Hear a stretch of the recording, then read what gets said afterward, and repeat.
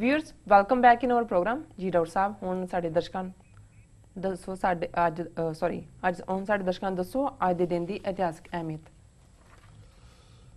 आज कॉफ़ी नहीं पीती लगती नहीं डॉक्टर साहब ओके जिवें असीं पहलां ही दस्सिया कि अज आनंदपुर साहिब स्थापना की 349वीं याद है जी सालाना और बाबा गुरदित्ता जी जिहड़े कि बाबा बुढ़ा जी के सपुत्र सन उन्होंने मोड़ी गड्डी मोड़ी दरख्त के स्टैम नूं कहंदे ने और जदों भी कोई पिंड जां शहर वसाया जांदा सी उहदी मोड़ी गड्डी जांदी सी और ये माण उन्होंने गुरु तेग बहादुर साहब ने बाबा बुढ़ा जी के सपुत्र नूं दित्ता मोड़ी गढ़ के ते चक नानकी दी जिहड़ी है उसारी शुरू हुई जी 1925 ਦੇ ਵਿੱਚ ਜਿਵੇਂ ਅਸੀਂ ਦੱਸਿਆ ਸੀ ਕਿ ਵੀ ਚੋਣਾਂ ਤੋਂ ਬਾਅਦ ਗੁਰਦੁਆਰਾ ਐਕਟ ਤੋਂ ਬਾਅਦ ਚੋਣਾਂ ਹੋਈਆਂ ਸੋ ਪਹਿਲੀ ਵਾਰ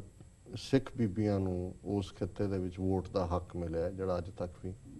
ਕਾਇਮ ਹੈ ਜੀ 1984 ਦੇ ਵਿੱਚ ਕਿਉਂਕਿ ਜੂਨ ਦੇ ਵਿੱਚ ਪਹਿਲੇ ਹਫਤੇ 3 ਜੂਨ ਨੂੰ ਹਮਲਾ ਹੋਇਆ ਫੌਜ ਦੀ ਆਕੂਪੇਸ਼ਨ ਦੇ ਥੱਲੇ ਹੀ ਸੀ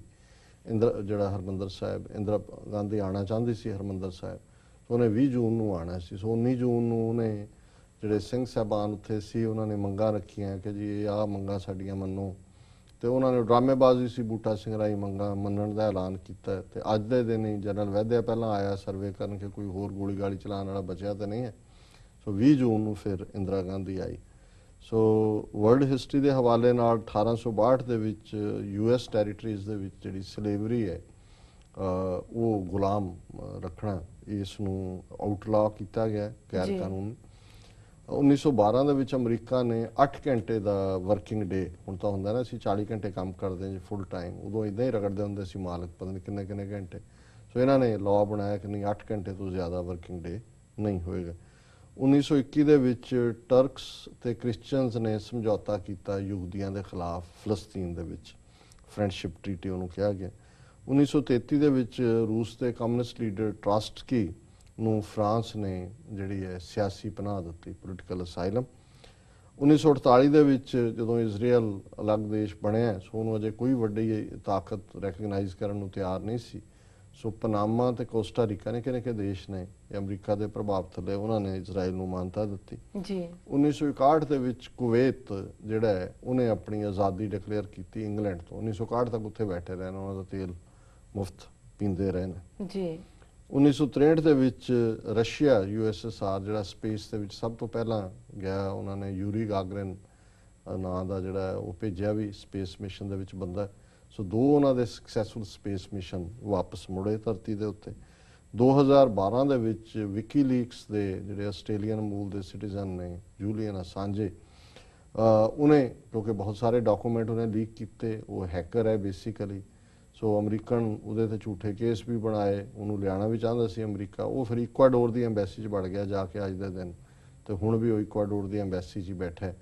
ਔਰ ਤਾਂ ਕਿ ਉਹਨੂੰ ਅਮਰੀਕਾ ਜਿਹੜਾ ਉਹਦੇ ਤੇ ਹੱਥ ਨਾ ਪਾ ਸਕੇ ਸੋ ਇਹ ਵਰਲਡ ਹਿਸਟਰੀ ਜੀ ਡਾਕਟਰ ਸਾਹਿਬ ਤੁਹਾਡਾ ਬਹੁਤ ਬਹੁਤ ਧੰਨਵਾਦ ਸਾਡਾ ਸਵਾਲ ਹੈ ਸ਼੍ਰੀਲੰਕਾ ਵਿੱਚ ਮੁਸਲਮਾਨਾਂ ਦੇ ਖਿਲਾਫ ਹਿੰਸਕ ਦੰਗੇ ਭੜਕੇ ਹੋਏ ਹਨ ਸੋ ਐਸਾ ਕਿਉਂ ਹੋ ਰਿਹਾ ਡਾਕਟਰ ਸਾਹਿਬ ਦੇਖੋ ਇਸ ਵੇਲੇ ਇਹ ਬਦਕਿਸਮਤੀ ਹੈ ਵੀ ਇੱਕ ਪਾਸੇ ਜਦੋਂ ਅਸੀਂ ਮਿਡਲ ਈਸਟ ਇਰਾਕ ਦੀ ਗੱਲ ਅਸੀਂ ਕੱਲ ਕੀਤੀ ਸੀ ਕਿ ਕਿਵੇਂ ਉੱਥੇ ਸਿਵਲ ਵਾਰ ਸ਼ੀਆ ਔਰ ਸੁਨੀਆਂ ਦੇ ਵਿਚਾਲੇ ਕੁਰਦਾਂ ਦਾ ਔਰ ਜੋ ਚੱਲ ਰਿਹਾ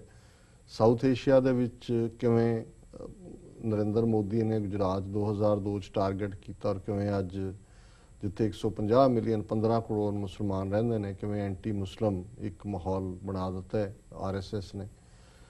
ਮਿਆਂਮਾਰ ਜਿਹਨੂੰ ਬਰਮਾ ਕਹਿੰਦੇ ਨੇ ਉਹਦੇ 'ਚ ਰੋਹਤਗੇ ਬੈਕਗਰਾਊਂਡ ਦੇ ਮੁਸਲਮਾਨਾਂ ਦੇ ਉੱਤੇ ਜਿਹੜੇ ਉੱਥੋਂ ਦੇ ਵੀ ਬੋਧੀ ਨਹੀਂ ਕਿਉਂਕਿ ਬੁੱਧ ਧਰਮ ਹੈ ਉੱਥੇ ਵੀ ਮਿਆਂਮਾਰ 'ਚ ਜ਼ਿਆਦਾ ਉਹ ਬੜਾ ਜ਼ੁਲਮ ਕਰ ਰਹੇ ਨੇ ਕਈ ਪਿੰਡਾਂ ਦੇ ਪਿੰਡ ਸਾੜ ਦਿੱਤੇ ਨੇ ਹੁਣ ਸ਼੍ਰੀਲੰਕਾ ਦੇ ਵਿੱਚ ਲਗਭਗ 10% ਆਬਾਦੀ ਮੁਸਲਮਾਨਾਂ ਦੀ ਹੈ ਤਮਿਲ ਲਹਿਰ ਦੇ ਵੇਲੇ ਵੀ ਇਹ ਗਲਤੀ ਪ੍ਰਭਾਕਰਨ ਨੇ ਕੀਤੀ ਬਾਅਦ 'ਚ ਉਹਨੇ ਰਿਗਰੈਟ ਵੀ ਕੀਤਾ ਕਿ ਵੀ ਉਹ ਮੁਸਲਮਾਨ ਨਿਊਟਰਲ ਸੀ ਸ਼੍ਰੀਲੰਕਾ ਦੀ ਸਿਹਾਲੀ ਕਿਉਂਕਿ ਸ਼੍ਰੀਲੰਕਾ ਦਾ ਬੁੱਧਿਸਟ ਧਰਮ ਹੈ ਤੇ ਜਿਹੜੀ ਮੈਜੋਰਟੀ ਰੇਸ ਹੈ ਉੱਥੇ ਸਿਹਾਲ ਹੈ ਜਿਹੜੇ ਬੁੱਧਿਸਟ ਨੇ ਜਾਂ ਦੂਸਰਾ ਫਿਰ ਆ ਜਾਂਦੇ ਨੇ ਤਾਮਿਲ ਹਿੰਦੂ ਜਿਹੜੇ ਤਮਿਲਨਾਡੂ ਚੋਂ ਗਏ ਨੇ ਸੋ ਇਹ ਗਲਤੀ ਤਮਿਲ ਲਿਟੇ ਨੇ ਵੀ ਕੀਤੀ ਵੀ ਉਹਨਾਂ ਨੇ ਮੁਸਲਮਾਨਾਂ ਦੇ ਖਿਲਾਫ ਵੀ ਹਿੰਸਾ ਕੀਤੀ ਇਸ ਕਰਕੇ ਉਹ ਦੂਜੇ ਖੇਮੇ ਚਲੇ ਗਏ ਨਹੀਂ ਤਾਂ ਉਹ ਸ਼ਾਇਦ ਇੰਨੀ ਜਲਦੀ ਵਾਈਪ ਆਊਟ ਨਾ ਹੁੰਦੀ ਲਿਟੇ ਦੀ ਲਹਿਰ ਹੁਣ ਮਾਹੌਲ ਇਹ ਬਣ ਗਿਆ ਕਿਉਂਕਿ ਮੋਦੀ ਇੱਧਰ ਪ੍ਰਾਈਮ ਮਿਨਿਸਟਰ ਬਣ ਗਿਆ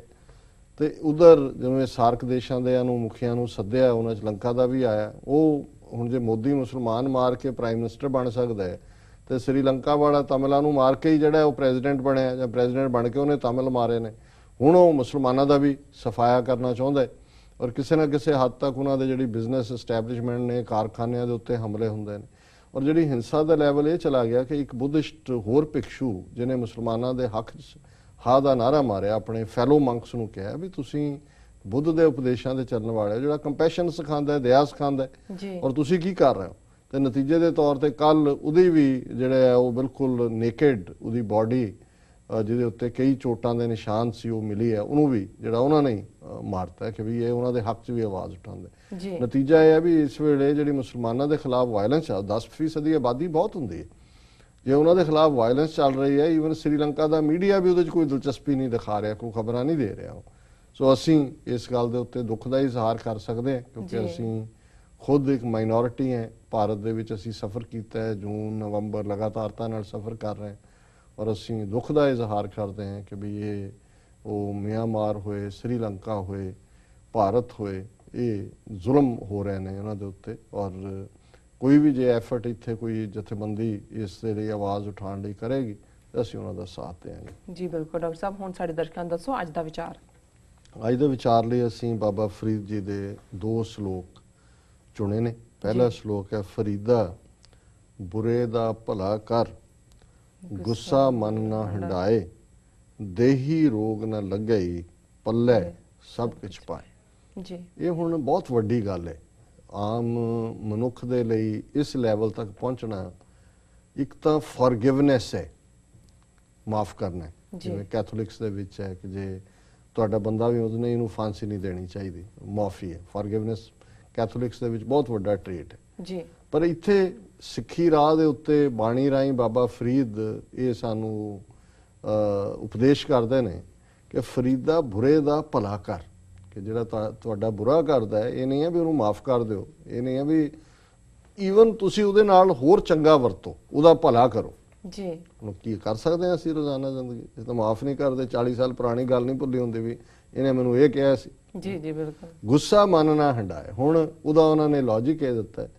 ਕਿ ਵੀ ਜਦੋਂ ਤੁਸੀਂ ਕਿਸੇ ਦਾ ਬੁਰਾ ਚਿਤਵਦੇ ਹੋ ਤਾਂ ਤੁਹਾਡਾ ਪਹਿਲਾਂ ਐਂਗਰ ਚਾਹੁੰਦੇ ਹੋ, ਮਨ ਦੇ ਵਿੱਚ ਰੋਹ ਹੁੰਦਾ,